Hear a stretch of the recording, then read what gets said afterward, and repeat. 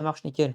Bon alors, du coup, moi, je vais présenter vite fait la stack front de Rails, la nouvelle, parce que ça fait depuis, longtemps. Moi, j'ai connu que Sprocket, donc je me suis mis un peu à jour et donc je vais vous faire part de ça.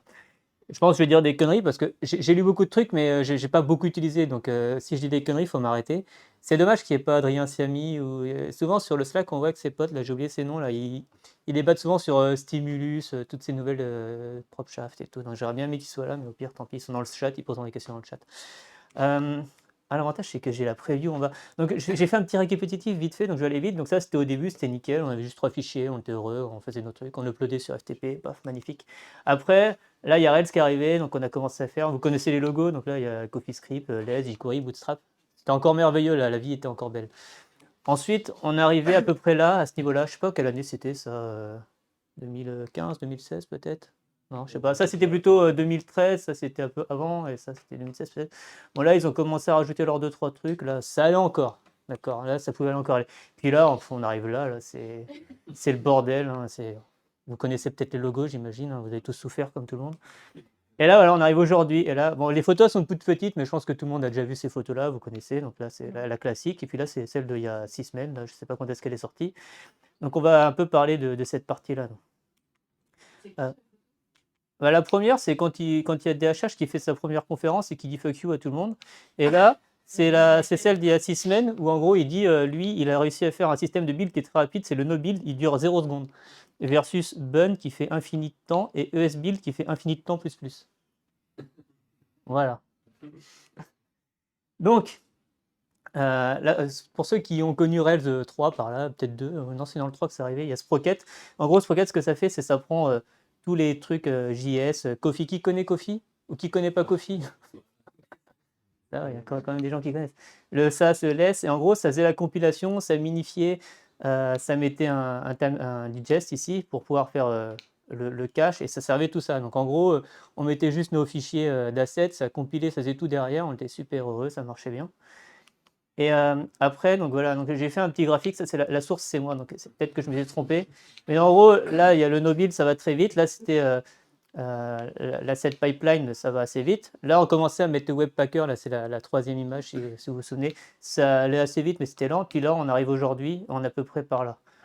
En termes de temps, ça veut dire beaucoup. En fait, j'ai oublié de mettre l'échelle sur ça, donc c'est pour ça. Bref, là on en vient à la dernière image là avec le rapide. Donc là, c'est ce qui arrive maintenant. Donc maintenant, je vais aller vite fait sur ces 3 trucs là. Donc maintenant, on passe à HTTP2. Donc ça change pas mal de trucs au niveau des assets. On en parlera, mais très vite.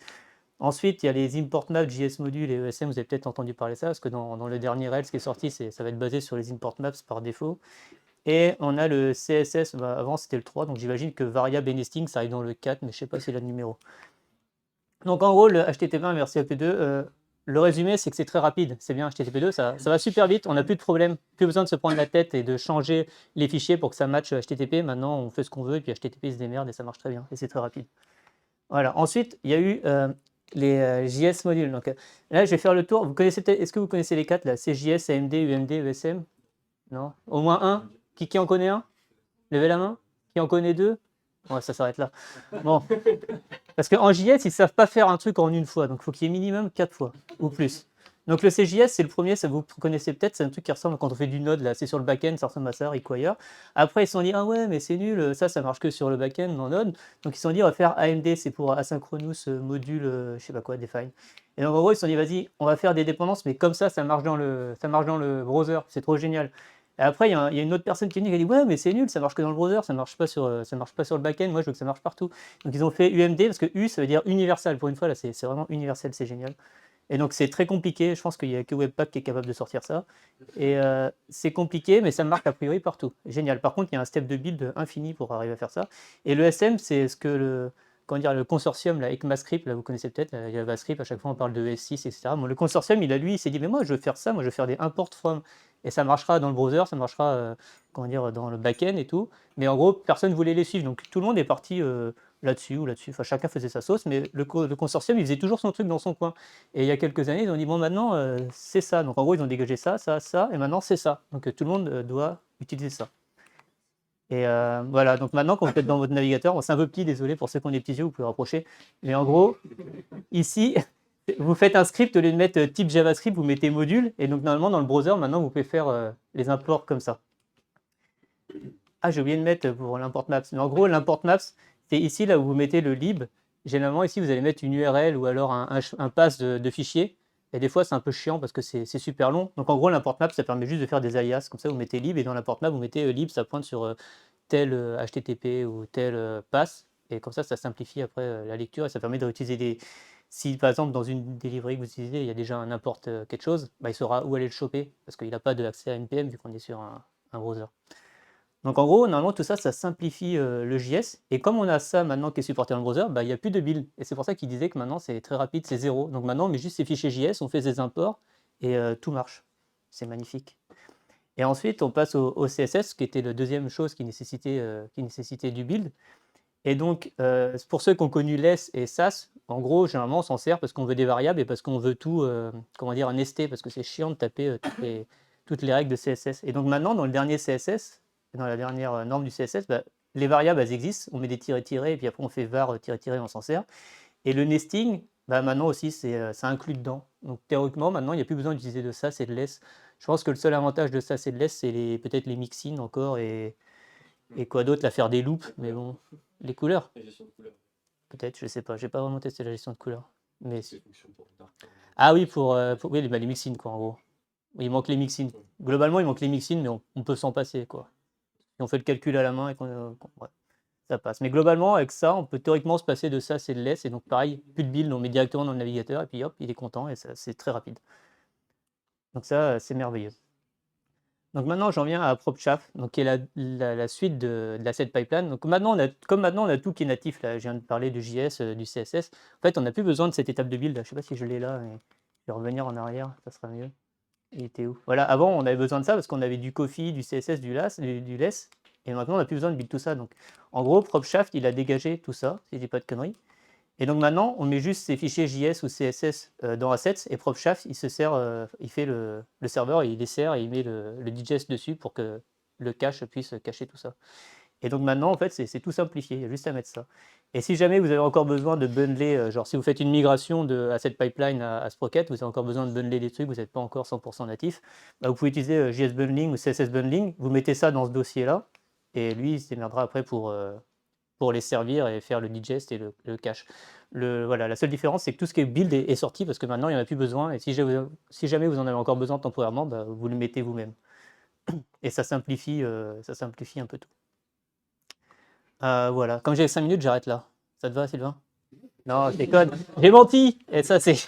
Il y a deux mensonges. Il y a deux mensonges. Là, là, vous avez tout pris, tout bien. Vous êtes tout content. C'est natif, c'est merveilleux. Mais en vrai, moi j'ai testé dans la vraie vie, donc je ne sais pas s'il y a d'autres personnes qui ont testé. J'aurais bien aimé avoir des retours là-dessus.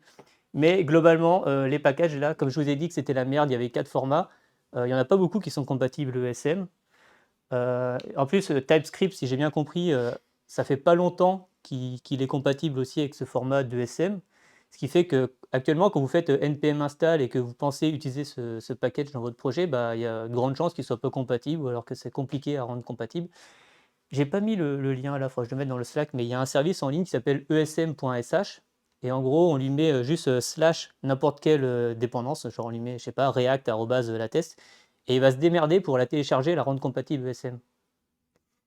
Donc ça permettrait de passer ce step-là, mais je sais pas. En fait, je pense que la grosse désillusion, c'est que vous allez vous dire, oh, c'est cool, tout natif, j'ai bien un setup en PropShaft, et puis à la première librairie un peu tierce que vous avez utilisée, bah, elle ne sera pas compatible et ça sera la déception. Il y a aussi le problème avec les gens là, qui font du CSS directement dans le JS, là, qui font des imports main.css, là, pour après que Webpack il extrait tout seul le JS et le CSS, bah, ça c'est pas très compatible. J'ai lu des trucs comme quoi dans le CSS on allait avoir des imports de CSS, mais a priori c'est pas encore là ou pas. Je sais pas, ça j'ai pas testé donc je vais pas dire plus. Et puis voilà, puis si jamais il y a des gens qui ont encore besoin de faire des vieux browsers, alors faut voir sur Can I Use, mais tout n'est pas forcément partout, quoique maintenant ça s'est calmé quand même. Et le deuxième ensemble, bah, c'était là, en fait, ça n'a pas duré 5 minutes, ça a plutôt duré 5 minutes, et j'ai oublié de vous parler de Turbo, Hardwire et Stimulus, donc là, je vais le faire en très très court. Mais en gros, là, ça me fait mal, c'est pour ça que j'ai mis entre guillemets, là, mais dans le front-end traditionnel, le nouveau traditionnel, c'est que maintenant, le serveur, il envoie du JSON, et il y a React qui crée la page, d'accord? Et donc, dans ce que vous avez dû entendre parler de Hotwire, en gros, Hotwire, ça revient à ce qui était avant. En fait, ça devrait être lui qui s'appelle traditionnel, parce qu'avant, c'est comme ça qu'on faisait. Le serveur, il envoie juste du HTML, et c'est le client qui vient l'incorporer un peu n'importe où dans la page pour que ça soit un peu dynamique. Donc c'est ça la seule différence entre Hotwire et pas Hotwire. En gros, c'est ce qu'on envoie là. Donc là, on envoie du JSON et on le crée sur le client. Et là, le serveur, il rend et on envoie juste le HTML et le client, il le met dedans. Donc en gros, si je donne un exemple, donc ça, en gros, je vais revenir en arrière. Hotwire, c'est juste le fait d'envoyer du HTML en fait, au lieu d'envoyer du JSON comme on fait actuellement. Et après, il y a Turbo qui vient par-dessus. Avant, ça s'appelait TurboLink, mais maintenant, ça s'appelle Turbo parce qu'il y a plein de trucs. Et donc en fait, maintenant, par exemple, quand vous allez cliquer sur Order List, là, voilà, vous allez envoyer le HTML et au lieu de charger toute la page, vous voulez juste remplacer cette partie-là. Et donc, on en vient un peu aux différentes versions de Turbo. Donc, il y a le drive, en gros, c'est pour passer d'une page à l'autre. Le frame, c'est pour changer un bout de page. Si je dis des conneries, je crois que vous avez déjà fait du Turbo, donc si je dis des conneries, vous m'arrêtez. Hein. Mais le link, c'est pour changer de page, pour avoir l'historique, pour revenir previews sans que ça charge 3000 tonnes de pages, etc. Le Turbo Frame, c'est juste pour changer une petite partie de la vue. Genre, si vous éditez, vous mettez le form. Une fois que vous avez édité, vous mettez le pas form. Le stream, c'est pour avoir les en temps réel, donc un peu comme du WebSocket, mais en version HTML, quoi. Donc vous avez les commentaires qui arrivent en temps réel, par exemple. Et le natif, ça, malheureusement, j'ai voulu tester, mais je n'ai pas testé. C'est pour avoir tout ça, mais dans l'application mobile. Et je voulais le tester, mais le setup est un peu compliqué. Puis dans le Slack, il y a quelqu'un qui m'a donné apparemment un GitHub qui a déjà comment dire, la truc de base prête pour Android et pour iOS, mais j'ai pas pris le temps de tester ça.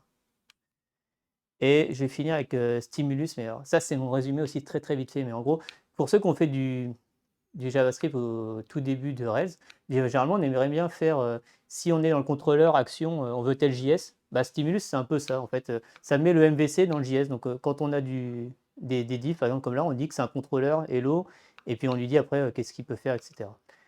Ça, vous irez voir plutôt pour vous-même. J'espère que si Adrien Massamy regarde le replay ou regarde sur le live, il viendra faire un talk plus précis là-dessus. Mais en gros, Stimulus, c'est ça. En gros, c'est juste pour rajouter de la réactivité dans la page. Donc, on a vu le Hotwire, on envoie l'HTML. Le Turbo, il met l'HTML dans la page. Et si on veut un peu plus de réactivité, on met un coup de Stimulus par-dessus. Et lui, on peut faire des actions en temps réel. Voilà, là, c'est la vraie fin. Je sais pas combien de temps j'ai pris, plus de 5 minutes, mais c'est la vraie fin. Comme je dis, là, tout est forcément faux là-dessus parce que c'est très résumé, très vite fait. J'espère qu'il y aura des experts qui viendront faire une suite plus posée, quoi. Voilà. Est-ce qu'il y a des questions ou des conneries que je dois rectifier que vous avez vues? Je pense que sur ton évaluation du temps de conneries, faut rajouter encore. C'est plus que 20 minutes? Non, mais non, le temps était genre lent, très lent, très très lent. Le temps de Ah, infini, plus, pas mal. ouais. Voilà. Ah, c'est bien, il n'y a pas de questions. S'il y en avait, j'ai pas regardé. Non, c'est nickel.